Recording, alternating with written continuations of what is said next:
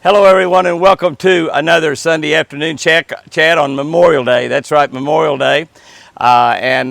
Memorial Day is a very, very special day. It's a day that is bittersweet to most Americans. It's the day where we pay homage to those who have lost their life, not just have served, but have lost their life fighting for American freedom. And this goes all the way back. This is a Civil War holiday, actually established right after the Civil War, I think 68 or 69, 1868 or 69. Somewhere in there was established as called Decoration Day. Some of y'all that are as old as me can remember when it was called Decoration Day. It was where we went and originally decorated the graves of the soldiers that were killed during the Civil War right here in America. And it was later changed, I don't remember when, but it was later changed to to Memorial Day. It's been called Memorial Day. It is the last Monday in May every year, and so it falls right here very close to the end of the month. You know, the 31st is Tuesday, so but it falls right very close to the very end of the month. But and it just is a reminder. You know, the Bible tells us many, many times, hundreds of times, 400 or 500 times, remember, remember, remember. God wants us to remember. He wants us to remember the things that happened in the early days of man from the Bible. When God created man, He wants us to remember very special things that happened throughout. He wants us to remember the journeys that the children of Israel went through, and He wants us to remember those things. And here in America, yes, the Civil War, really bad, no doubt about it. That was when Abraham Lincoln freed the slaves, and because of that there was a Civil War, and it was a dirty, dark time in the history of the United States of America. But we still need to remember that. We need to teach that story to the kids. We need to teach the stories of everything. We need to teach the stories to the kids right now that we have literally hundreds and hundreds of thousands of American soldiers serving all over the world and dying. In Arlington Cemetery alone, I think there's over 400,000 graves, I believe, in Arlington, and they actually have about 25 burials a day there right now still. So it's a huge, huge, huge amount. Over 1 million people, something like 1.3, 1.4 million men and women have given their lives for the United States of America, the greatest country in the world. And don't believe those politicians up there in Washington, D.C. that are trying to tell us how bad America is and how bad our form of government is, and how bad supply and demand is, you know, how bad free enterprise is, how bad businesses are, and all that. We have the greatest country in the world, bar none. And men and women were willing to fight and give their life for this country right here. This country. Our flag stands for freedom. Amongst all the flags in the entire world, our flag stands for freedom. So it's a it stands for freedom all over the world, not just to Americans. You know, when somebody, you know, do you see all of these people trying to cross borders and go illegally into all the countries in the world? No, they're all trying to come to America. And I don't blame them. I don't blame them. I wish they'd all do it legally, but I can't blame them for wanting to come to America.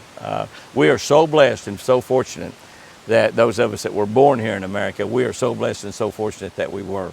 And those of you that came to America and became American citizens, you're very blessed, and you did that for a reason, because of the kind of country we have. So, and we have politicians there that are trying to destroy America as it is. They want to turn it into a socialist country, get rid of capitalism, turn it into a country governed by a handful of people when I say a handful, I mean 400 or 500 people, 1,000 people in Washington, D.C.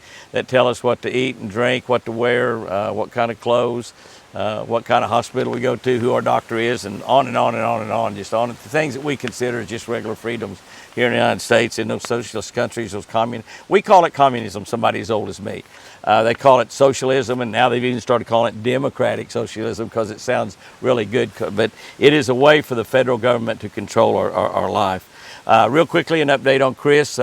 Chris had a great week. She spent the week with me all week, and we had our big Crawfish Boil. I'll talk about that here in a second, but she had a great week. But Chris this week struggled with her speech. Now, we were hoping that the NAD treatments from Incura, those 10-day treatments that she took, we was hoping that would kind of help her speech. It hasn't.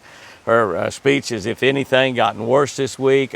She still says a lot of things correctly, but she had a harder time making me understand what she wanted all this week than ever. And we hope that's just a small setback. We hope it's nothing permanent that's happening up inside of her head. But so far on the Incura, we've not been able to tell any positive results at all. But it was still well worth the effort to try. And I'm actually going to take an Incura IV this afternoon, about half the dose that we were giving Chris every single day. So it'll be about, I guess, about 1/20th of what she got over a 10-day period.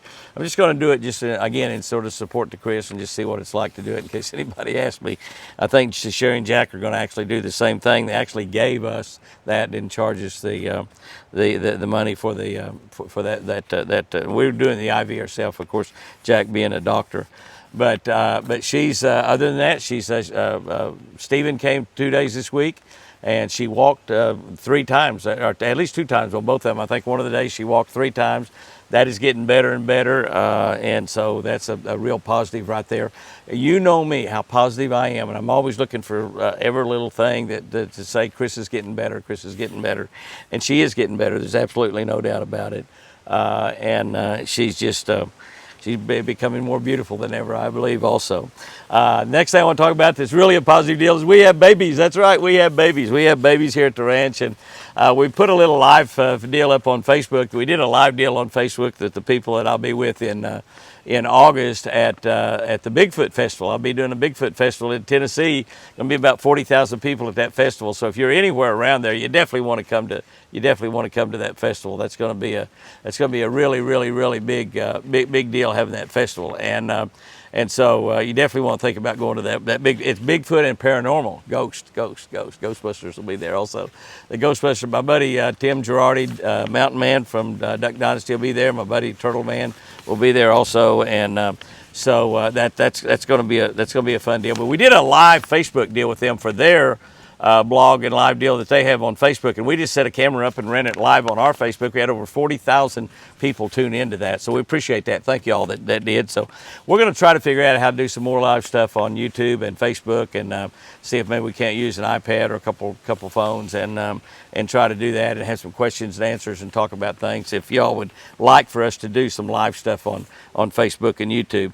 But we have babies. Here's what we have in the way of babies. The very first deer that was born was a little buck, and we found him in a puddle of water, and we actually brought that deer. We left him down there for several hours, and he just got weaker and weaker. We brought him to the house and fed him.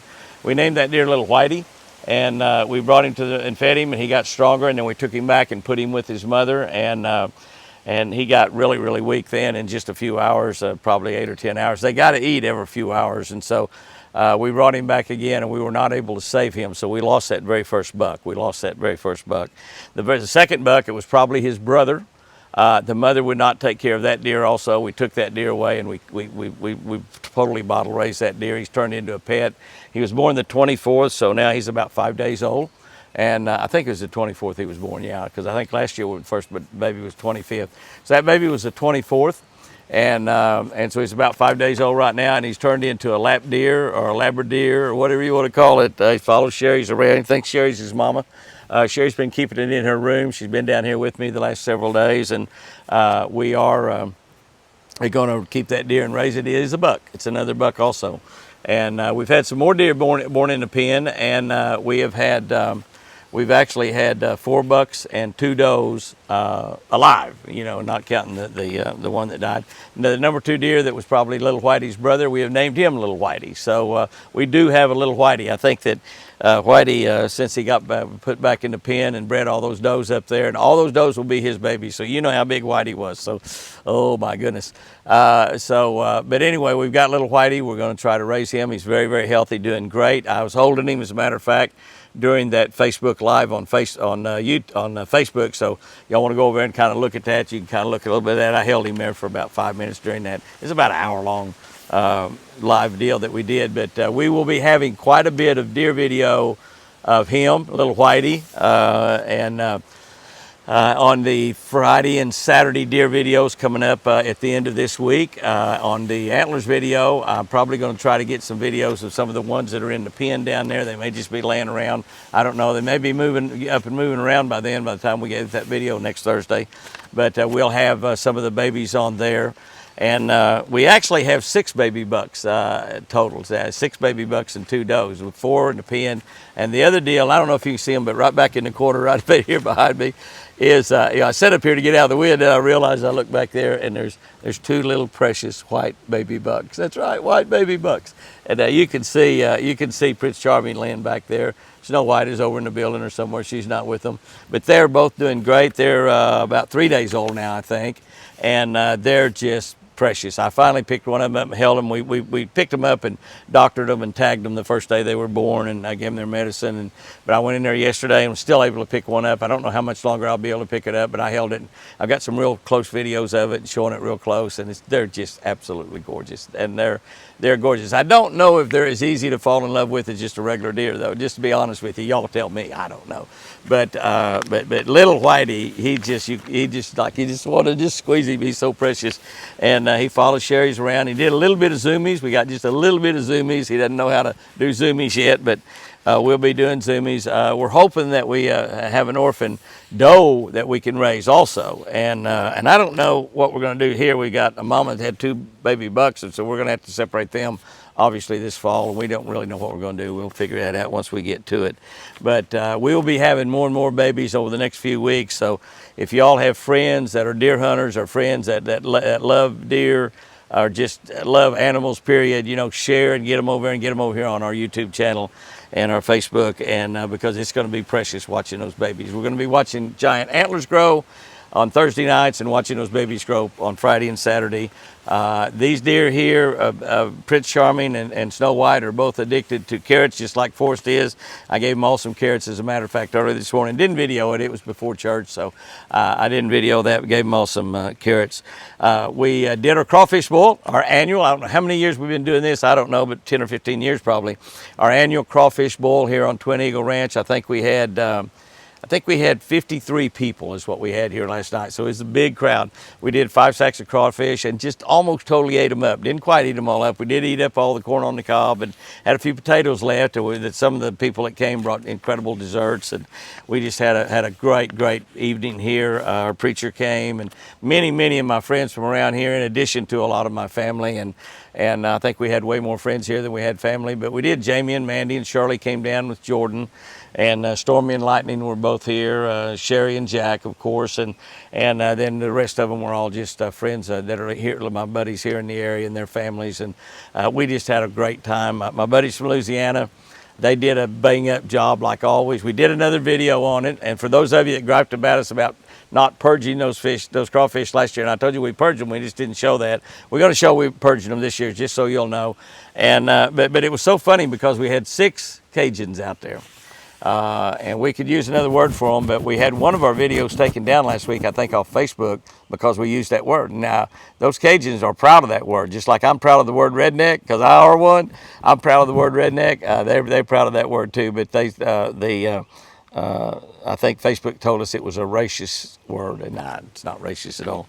But anyway, we had those 6 Cajuns, and I understand now y'all writing letters telling us how to do a crawfish boil, because there's 6 of them there, and they're all trying to tell Ross and Tim different ways to do it. And Terry, they're all when we boil them, we do this, we do that. It's so funny to watch them, But we got that Crawfish Boil live and showing how you do that. So in case any of you want to learn, it's almost like a catch, clean, and cook video. You can see what all we do on the Crawfish Boil.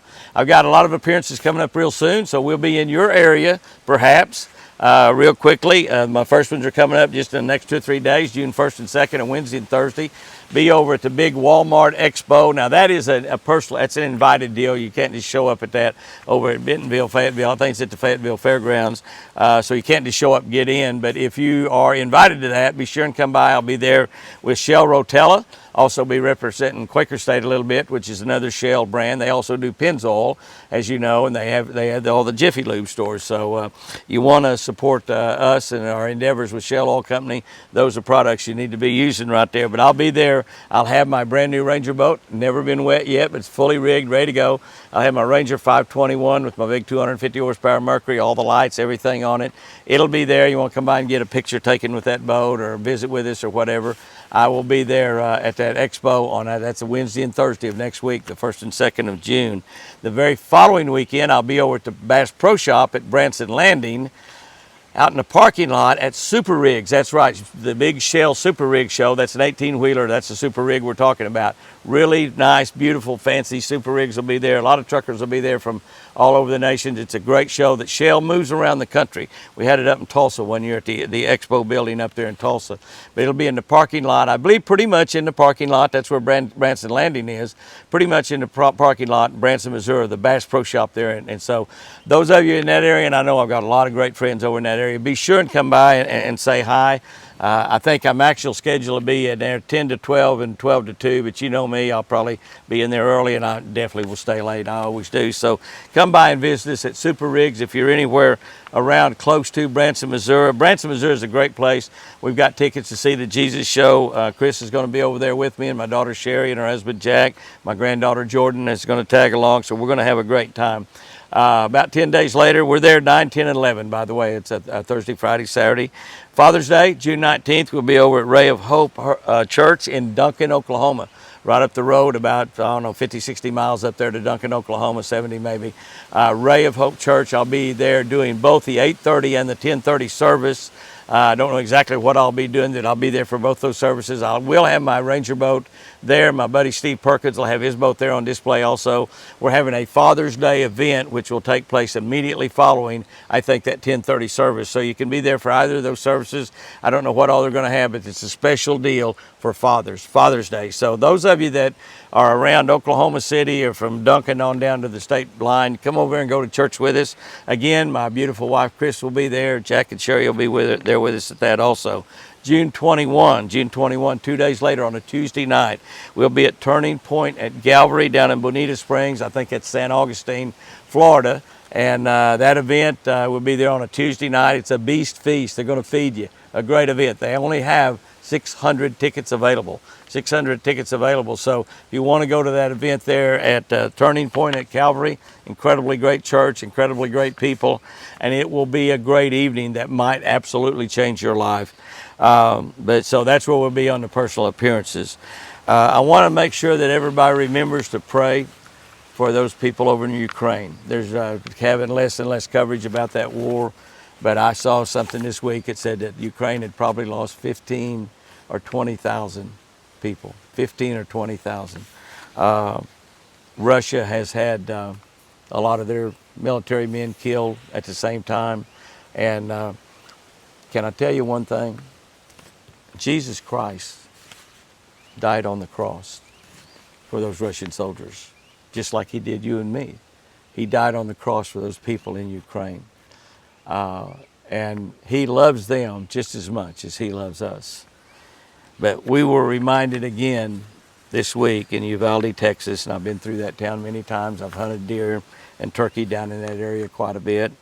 Incredibly great little area, incredibly great people down there in that part of Texas. And for the most part, particularly in the middle part of the United States, we got just regular people that believe a lot differently than they believe in some of those woke areas of the United States. But they're just regular, good, honest, everyday, hardworking people. And, you know, a couple of school teachers, married with children, kids lost their mama, a man lost his wife, and I got just that close to losing mine, so I know that pain. I know that pain. We need to keep those people in our hearts and minds, and we need to pray for those families because they've got a very difficult time. One of the positive things, if you want to think about something, is all those kids are with the Lord right now. All those kids are with God. They're walking on streets of gold in barefoot. And they will, most of them, hopefully, get to hug their mom and dad again someday. And those mom and dads will get to hug those kids. Because the kids go to heaven. The kids are going to heaven. Those are little 8, 9, 10-year-olds. They're in heaven right now. Every single one of them. 20, I believe. 21. Every single one of those kids are in heaven right now. most of their parents will end up being there also. If those parents that are not Christians need to think about that. But the one thing that I can't help but wonder about in that whole situation, we can't put reasons other than evil won, evil triumphed, evil had victory right then. The devil wants to kill little 6 and 7 and 8, 9-year-old kids. So if you're serving the devil, there's your result of your service right there. If you're serving the devil, that's the result. He's evil. And he wants to permeate evil throughout society. He's doing a pretty good job of it, not only in America, but all over the world. Obviously, we see a lot of evil happening in the war over there in Ukraine. But I can't help but think, Jesus, before he died on that cross, he gave us only one thing that he told us that we really all had to do. He wants us to obey God's commands as he, God's Son, obeys those commands. He wants us to worship him. He wants us to include him in everything we do. He wants us to honor him. He wants us to put him first in our life. But the only thing that he asked us to do with the rest of the world out there was to go tell the world about him. Go tell everybody else about him. He called it the Great Commission. He sent his personal disciples that he personally trained for 3 years, gave them a 3-year course in telling the world about me. And even those that deserted him and denied him ended up, most of them, giving their life for Jesus Christ, just like Jesus gave his life for them. Because they knew that Jesus laid down his life but would rise it back up again. And he did. And those disciples that Jesus sent out to tell the world about him, they rose up also. And they're with Jesus right now in heaven. Might be playing with some of them little kids from Uvalde, Texas. But that's the one thing that God asked you and me to do. Let's go tell the world about him. I'm just wondering, we know the devil had control of that situation. But I'm just wondering if anybody told that young man, that young shooter, 18 years old, if anybody ever told him about Jesus. They may have, I don't know. There's a lot of 18 years old I know that has not been told about Jesus. A lot of 18-year-olds that have not been told about Jesus. God gave you and me that commission.